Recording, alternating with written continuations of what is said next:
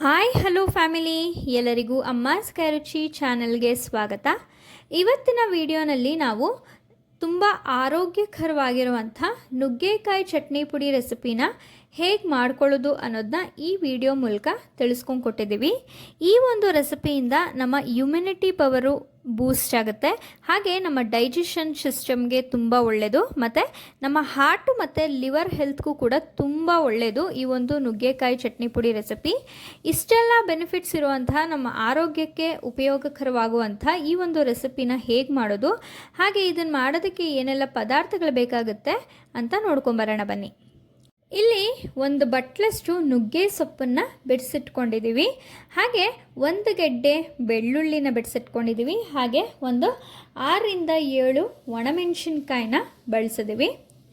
ಒಂದು 2 ಟೇಬಲ್ ಸ್ಪೂನಷ್ಟು ಕಡಲೆಬೀಜ, 2 ಟೇಬಲ್ ಸ್ಪೂನಷ್ಟು ಕಡಲೆಬೇಳೆ, ಹಾಗೆ 1.5 ಟೇಬಲ್ ಸ್ಪೂನಷ್ಟು ಉದ್ದಿನಬೇಳೆ, ಸ್ವಲ್ಪ ಬೆಲ್ಲನ ತೊಗೊಂಡಿದ್ದೀವಿ, ಹಾಗೆ ಸ್ವಲ್ಪ ಕೊತ್ತಂಬರಿ ಸೊಪ್ಪು ಮತ್ತು ಸ್ವಲ್ಪ ಕರ್ಬೇವಿನ ಸೊಪ್ಪನ್ನು ಬಳಸಿದ್ದೀವಿ. ಇದಾದಮೇಲೆ ಇಲ್ಲಿ ನಾವು ಒಂದು ಗೋಲಿ ಗಾತ್ರದಷ್ಟು ಹುಣಸೆ ಹಣ್ಣನ್ನು ತೊಗೊಂಡಿದ್ದೀವಿ, ಹಾಗೆ ಇಲ್ಲಿ ಬಿಳಿ ಎಳ್ಳನ್ನು ಒಂದು 2 ಟೇಬಲ್ ಸ್ಪೂನ್ ತೊಗೊಂಡಿದ್ದೀವಿ, ಸ್ವಲ್ಪ ಮೆಣಸು, ಹಾಗೆ ಸ್ವಲ್ಪ ಜೀರಿಗೆನ ತೊಗೊಂಡಿದ್ದೀವಿ. ಇಲ್ಲಿ ನಾವು ಸ್ವಲ್ಪ ಹಿಂಗನ್ನು ಬಳಸ್ಕೊತಾ ಇದ್ದೀವಿ, ಹಾಗೆ ರುಚಿಗೆ ತಕ್ಕಷ್ಟು ಉಪ್ಪು ಮತ್ತು ಸ್ವಲ್ಪ ಎಣ್ಣೆನ ಬಳಸಿದ್ದೀವಿ. ಈಗ ಹೇಗೆ ಮಾಡೋದು ಅಂತ ನೋಡೋಣ. ಮೊದಲಿಗೆ ನಾವಿಲ್ಲಿ ಒಂದು ಬಾಣಲಿಗೆ 1 ಟೇಬಲ್ ಸ್ಪೂನಷ್ಟು ಎಣ್ಣೆನ ಹಾಕೋತಾ ಇದ್ದೀವಿ. ಜಾಸ್ತಿ ಎಣ್ಣೆನ ಹಾಕೊಳ್ಳೋಕ್ಕೆ ಹೋಗಬಾರ್ದು, 1 ಟೇಬಲ್ ಸ್ಪೂನ್ ಹಾಕ್ಕೊಂಡ್ರೆ ಸಾಕಾಗುತ್ತೆ.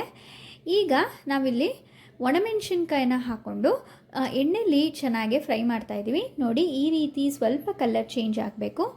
ಇದೀಗ ಆಗಿದೆ, ಇದು ಒಂದು ಪ್ಲೇಟ್ಗೆ ಎತ್ತಿಟ್ಕೊಳ್ಳೋಣ. ಈಗ ಅದೇ ಬಾಣಲಿಗೆ ನಾವು ಬೆಳ್ಳುಳ್ಳಿನ ಹಾಕೋತಾ ಇದ್ದೀವಿ. ಬೆಳ್ಳುಳ್ಳಿನ ಒಂದು 6-7 ಪೀಸಸ್ ಬೆಳ್ಳುಳ್ಳಿನ ಹಾಕೊಂಡ್ರೆ ಸಾಕಾಗುತ್ತೆ. ಇದನ್ನು ಕೂಡ ಸ್ವಲ್ಪ ಕಲರ್ ಚೇಂಜ್ ಆಗೋವರೆಗೂ ಹುರ್ಕೊಂಡು ಎತ್ತಿಟ್ಕೋತಾ ಇದ್ದೀವಿ. ಈಗ ನಾವು ಕಡಲೆ ಬೀಜನ ಹಾಕೊತಾ ಇದ್ದೀವಿ. ಕಡಲೆ ಬೀಜನೂ ಕೂಡ ಚೆನ್ನಾಗೆ ಫ್ರೈ ಮಾಡ್ಕೊಬೇಕು, ಎಣ್ಣೆ ಏನು ಹಾಕ್ತೇನೆ ಹಾಗೇ ಫ್ರೈ ಮಾಡ್ಕೊಳ್ಳಿ. ಸೊ ನೋಡಿ, ಇದನ್ನು ಕೂಡ ಸ್ವಲ್ಪ ಕಲರ್ ಚೇಂಜ್ ಆಗೋವರೆಗೂ ಚೆನ್ನಾಗೆ ಫ್ರೈ ಮಾಡಿಕೊಂಡ್ರೆ ಸಾಕು. ಈಗ ಕಡಲೆಬೇಳೆನೂ ಕೂಡ ಹಾಕ್ಕೊಂಡು ಅದನ್ನು ಕೂಡ ಚೆನ್ನಾಗೆ ಫ್ರೈ ಮಾಡ್ಕೊತಾ ಇದ್ದೀವಿ. ಎಲ್ಲನೂ ಅಷ್ಟೇ ಸ್ವಲ್ಪ ಕಲರ್ ಚೇಂಜ್ ಆಗೋವರೆಗೂ ಸ್ವಲ್ಪ ಹುರ್ಕೊಂಡು ಎತ್ತಿಟ್ಕೊಂಡ್ರೆ ಆಗುತ್ತೆ. ನೋಡಿ, ಇದನ್ನು ಕೂಡ ಸ್ವಲ್ಪ ನೋಡಿ ಇಷ್ಟಕ್ಕೆ ಹುರ್ಕೊಂಡು ಎತ್ತಿಟ್ಕೊತಾ ಇದ್ದೀವಿ. ಈಗ 2 ಟೇಬಲ್ ಸ್ಪೂನಷ್ಟು 1.5 ಟೇಬಲ್ ಸ್ಪೂನು ಅಥವಾ 2 ಟೇಬಲ್ ಸ್ಪೂನಷ್ಟು ಉದ್ದಿನಬೇಳೆನೂ ಕೂಡ ಹಾಕ್ಕೊಂಡು ಅದನ್ನು ಕೂಡ ಸ್ವಲ್ಪ ಕಲರ್ ಚೇಂಜ್ ಆಗೋವರೆಗೂ ಫ್ರೈ ಮಾಡ್ಕೊತಾ ಇದ್ದೀವಿ. ಇದಕ್ಕೆಲ್ಲ ನಾವು ಎಣ್ಣೆಯಲ್ಲಿ ಫ್ರೈ ಮಾಡ್ಕೊಬೇಕು ಅನ್ನೋದೇನಿಲ್ಲ, ಬರೀ ಒಣಮೆಣಸಿನ್ಕಾಯಿ ಮತ್ತು ಬೆಳ್ಳುಳ್ಳಿನ ಎಣ್ಣೆಯಲ್ಲಿ ಫ್ರೈ ಮಾಡಿಕೊಂಡ್ರೆ ಸಾಕಾಗುತ್ತೆ. ಇದನ್ನೆಲ್ಲ ಹಾಗೆ ಬಾಣಲಿಗೆ ಹಾಕ್ಕೊಂಡು ಹುರ್ಕೊಂಡ್ರೆ ಸಾಕು. ನೋಡಿ, ಇದನ್ನು ಕೂಡ ಒಂದು ಪ್ಲೇಟ್ಗೆ ಎತ್ತಿಟ್ಕೊಂಡು ಈಗ ಒಂದು 1/4 ಟೇಬಲ್ ಸ್ಪೂನಷ್ಟು ಮೆಣಸನ್ನು ಹಾಕ್ಕೊಂಡು ಇದ್ರ ಜೊತೆಗೇ ಒಂದು 1/2 ಟೇಬಲ್ ಸ್ಪೂನಷ್ಟು ಜೀರಿಗೆನೂ ಕೂಡ ಹಾಕ್ಕೊಂಡು ಚೆನ್ನಾಗೆ ಫ್ರೈ ಮಾಡ್ಕೊತಾ ಇದ್ದೀವಿ. ಇದ್ರ ಜೊತೆಗೆ ಒಂದು 2 ಟೇಬಲ್ ಸ್ಪೂನಷ್ಟು ಬಿಳಿ ಎಳ್ಳನ್ನು ಕೂಡ ಹಾಕ್ಕೊಂಡಿದ್ದೀವಿ. ಇದು ಮೂರನ್ನು ಕೂಡ ಒಟ್ಟಿಗೆ ಹಾಕ್ಕೊಂಡು ನೋಡಿ ನಾವು ತೋರಿಸ್ತೀವಿ. ಬಿಳಿ ಎಳ್ಳು ಸ್ವಲ್ಪ ಚಿಟಪಟ ಅನ್ನೋ ತನಕನೂ ಕೂಡ ಹುರ್ಕೊಬೇಕಾಗುತ್ತೆ. ಅದಾದಮೇಲೆ ಕರ್ಬೇವಿನ ಸೊಪ್ಪನ್ನ ಹಾಕ್ಕೊಂಡು ಕರ್ಬೇವಿನ ಸೊಪ್ಪು ಗರಿ ಆಗೋವರೆಗೂ ಕೂಡ ಚೆನ್ನಾಗೆ ಫ್ರೈ ಮಾಡ್ಕೊಬೇಕು. ಕರ್ಬೇವಿನ ಸೊಪ್ಪನ್ನು ಕೂಡ ನೋಡಿ, ಈ ರೀತಿ ಕೈಯಲ್ಲಿ ಈ ರೀತಿ ಪ್ರೆಸ್ ಮಾಡಿದ್ರೆ ಗರಿಯಾಗಿ ಎಷ್ಟು ಚೆನ್ನಾಗಾಗಿದೆ. ಗರಿ ಆಗೋವರೆಗೂ ಕೂಡ ಚೆನ್ನಾಗೆ ಫ್ರೈ ಮಾಡ್ಕೊಂಡು ಎತ್ತಿಟ್ಕೊಳ್ಳಿ. ಈಗ ನುಗ್ಗೆ ಸೊಪ್ಪನ್ನು ಹಾಕೋತಾ ಇದ್ದೀವಿ.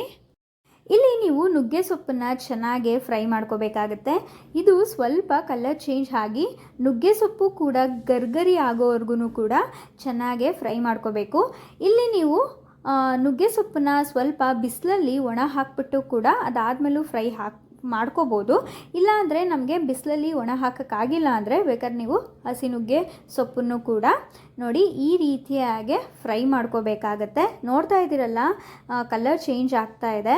ಸೊ ಇಲ್ಲಿವರೆಗೂ ಕೂಡ ಚೆನ್ನಾಗಿ ಫ್ರೈ ಮಾಡ್ಕೊಳ್ಳಿ. ಅದಾದಮೇಲೆ ಇದನ್ನು ಸ್ವಲ್ಪ ತಣ್ಣಗೆ ಮಾಡಾದ್ಮೇಲೆ ಅದು ಗರಿ ಆಗುತ್ತೆ. ನೀವು ಫ್ರೈ ಮಾಡಿದ ತಕ್ಷಣ ಅದು ಗರಿ ಆಗೋದಿಲ್ಲ, ಸ್ವಲ್ಪ ತಣ್ಣಗೆ ಮಾಡಾದ್ಮೇಲೆ ಅದು ಗರಿ ಆಗುತ್ತೆ. ಈಗ ಅದೇ ಒಂದು ಬಾಣಲಿಗೆ ಹುಣಸೆ ಹಣ್ಣನ್ನು ಕೂಡ ಹಾಕ್ಕೊಂಡು ಸ್ವಲ್ಪ ಹೊತ್ತು ಫ್ರೈ ಮಾಡ್ಕೊತಾ ಇದ್ದೀವಿ. ಒಂದು 2 ನಿಮಿಷ ಫ್ರೈ ಮಾಡಿಕೊಂಡ್ರೆ ಸ್ವಲ್ಪ ಬೆಚ್ಚಗೆ ಮಾಡಿಕೊಂಡ್ರೆ ಸಾಕಾಗತ್ತೆ. ನೋಡಿ, ಇದನ್ನು ಕೂಡ ಒಂದು ಪ್ಲೇಟ್ಗೆ ಎತ್ತಿಟ್ಕೊತಾ ಇದ್ದೀವಿ. ಇದಾದಮೇಲೆ ಸ್ವಲ್ಪ ಕೊತ್ತಂಬರಿ ಸೊಪ್ಪನ್ನು ಕೂಡ ಚೆನ್ನಾಗಿ ಫ್ರೈ ಮಾಡ್ಕೊಳ್ಳಿ. ಕೊತ್ತಂಬರಿ ಸೊಪ್ಪು ಕೂಡ ಕಲರ್ ಚೇಂಜ್ ಆಗುತ್ತೆ, ಅಲ್ಲಿವರೆಗೂ ಕೂಡ ಫ್ರೈ ಮಾಡ್ಕೊಳ್ಳಿ. ನೋಡಿ, ಇದನ್ನೆಲ್ಲನೂ ಕೂಡ ಇಷ್ಟು ಫ್ರೈ ಮಾಡಿಕೊಂಡು ಒಂದು ತಟ್ಟೆಗೆ ಎತ್ತಿಟ್ಕೋಬೇಕಾಗತ್ತೆ. ಒಂದು ತಟ್ಟೆಗೆ ಎತ್ತಿಟ್ಕೊಂಡು ಅದು ತುಂಬ ತಣ್ಣಗಾದಮೇಲೆ ನೀವು ಮಿಕ್ಸಿ ಜಾರ್ಗೆ ಹಾಕ್ಕೊಂಡು ರುಬ್ಬಬೇಕಾಗತ್ತೆ. ನೋಡಿ ಎಷ್ಟು ಗರ್ಗರಿಯಾಗೆ ನಾವು ಎಲ್ಲ ಫ್ರೈ ಮಾಡ್ಕೊಂಡಿದ್ದೀವಿ. ಆಗಲೇ ನಾನು ನಿಮಗೆ ಹೇಳ್ದಂಗೆ ನೋಡಿ, ನುಗ್ಗೆ ಸೊಪ್ಪು ನಾವು ಕೈಯಲ್ಲಿ ಈ ರೀತಿ ಪ್ರೆಸ್ ಮಾಡಿದ್ರೆ ಎಷ್ಟು ಚೆನ್ನಾಗಿ ಗರ್ಗರಿಯಾಗಿ ಪುಡಿ ಪುಡಿ ಆಗಬೇಕು, ಇಲ್ಲಿವರೆಗೂ ಕೂಡ ನಾವು ಫ್ರೈ ಮಾಡ್ಕೊಬೇಕು. ಹಾಗೆ ನುಗ್ಗೆ ಸೊಪ್ಪನ್ನು ಫ್ರೈ ಮಾಡ್ಕೊಂಡು ಇಟ್ಕೊಂಡಿರೋದನ್ನ ಸ್ವಲ್ಪ ತಣ್ಣಗಾಗೋವರೆಗೂ ಬಿಟ್ಟರೆ ಅದು ಗರ್ಗರಿ ಆಗುತ್ತೆ. ಅದಾದಮೇಲೆ ಒಂದು ಮಿಕ್ಸಿ ಜಾರ್ಗೆ ನಾವು ಬಾಣಲಿಯಲ್ಲಿ ಫ್ರೈ ಮಾಡ್ಕೊಂಡಿರೋವಂಥ ಎಲ್ಲ ಪದಾರ್ಥಗಳನ್ನೂ ಕೂಡ ಒಂದು ಮಿಕ್ಸಿ ಜಾರ್ಗೆ ಹಾಕ್ಕೊಂಡು ಸ್ವಲ್ಪ ಬೆಲ್ಲ, ಹಾಗೆ ಇಲ್ಲಿ ನಾವು ಸ್ವಲ್ಪ ಒಂದು 1/4 ಟೇಬಲ್ ಸ್ಪೂನಷ್ಟು ಇಂಗನ್ನು ಹಾಕೋತಾ ಇದ್ದೀವಿ. ಇಂಗು ಬಂದು ನಿಮಗೆ ಆಪ್ಷನಲ್, ಬೇಕಾದರೆ ಹಾಕ್ಕೊಳ್ಳಿ, ಇಲ್ಲ ಅಂದರೆ ಬೇಡ. ಈಗ ರುಚಿಗೆ ತಕ್ಕಷ್ಟು ಉಪ್ಪನ್ನು ಕೂಡ ಹಾಕಿ ಇದನ್ನು ನೀರು ಹಾಕ್ತೇನೆ ತರ್ತರಿಯಾಗೆ ರುಬ್ಕೋಬೇಕಾಗತ್ತೆ. ನೀವು ಜಾಸ್ತಿ ನುಣ್ಣಕ್ಕೆ ರುಬ್ಬಕ್ಕೆ ಹೋದರೆ ಅದು ಚೆನ್ನಾಗಿ ಬರೋದಿಲ್ಲ. ನೀವು ತರ್ತರಿಯಾಗೆ ರುಬ್ಕೊಂಡ್ರೇ ಈ ಒಂದು ನುಗ್ಗೆ ಸೊಪ್ಪಿನ ಚಟ್ನಿ ಪುಡಿ ರೆಸಿಪಿ ಚೆನ್ನಾಗಿ ಬರೋದಕ್ಕೆ ಸಾಧ್ಯ. ನೋಡಿದ್ರಲ್ಲ, ಎಷ್ಟೆಲ್ಲ ಆರೋಗ್ಯಕರವಾಗಿರುವಂಥ ಅಂಶಗಳನ್ನ ಹೊಂದಿರುವಂಥ ಈ ಒಂದು ನುಗ್ಗೆ ಸೊಪ್ಪಿನ ಚಟ್ನಿ ಪುಡಿ ರೆಸಿಪಿ ಮಾಡೋದು ಹೇಗೆ ಅಂತ. ಹಾಗೆ ಇದು ಚಪಾತಿಗಾಗಿರ್ಬೋದು, ಹಾಗೆ ಅನ್ನಕ್ಕಾಗಿರ್ಬೋದು, ಸ್ವಲ್ಪ ಮೊಸರು ಜೊತೆ ಹಾಕೊಂಡು ತಿಂದರೆ ತುಂಬ ಚೆನ್ನಾಗಿರುತ್ತೆ. ಹಾಗೆ ನಮ್ಮ ಆರೋಗ್ಯಕ್ಕೂ ಕೂಡ ತುಂಬ ಒಳ್ಳೆಯದು. ನಮ್ಮ ಬೋನ್ಸ್ನು ಕೂಡ ತುಂಬ ಗಟ್ಟಿಯಾಗಿರೋಕ್ಕೆ, ಸ್ಟ್ರೆಂತ್ ಮಾಡೋಕ್ಕೆ ತುಂಬ ಹೆಲ್ಪ್ ಮಾಡುತ್ತೆ ಈ ಒಂದು ರೆಸಿಪಿ. ಈ ಒಂದು ರೆಸಿಪಿ ನಿಮಗೆಲ್ಲ ಇಷ್ಟ ಆಗಿದೆ ಅಂತ ಭಾವಿಸ್ತೀನಿ. ಇಷ್ಟ ಆಗಿದರೆ ಅಮ್ಮಾಸ್ ಕೈ ರುಚಿ ಚಾನಲ್ನ ಸಬ್ಸ್ಕ್ರೈಬ್ ಮಾಡ್ಕೊಳ್ಳಿ. ಹಾಗೆ ಲೈಕ್, ಶೇರ್, ಕಮೆಂಟ್ ಮಾಡಿ. ನೀವು ಕೂಡ ಈ ರೆಸಿಪಿನ ಟ್ರೈ ಮಾಡಿ ನಿಮ್ಮ ಫ್ರೆಂಡ್ಸ್ ಆ್ಯಂಡ್ ಫ್ಯಾಮಿಲಿಗೂ ಕೂಡ ಶೇರ್ ಮಾಡಿ. ರೆಸಿಪಿ ಹೇಗೆ ಬಂತು ಅಂತ ನಮಗೆ ಕಮೆಂಟ್ ಮೂಲಕ ತಿಳಿಸೋದನ್ನ ಮರಿಬೇಡಿ. ಹಾಗೆ ಈ ವಿಡಿಯೋ ನೋಡಿದ್ದಕ್ಕಾಗಿ ಧನ್ಯವಾದಗಳು.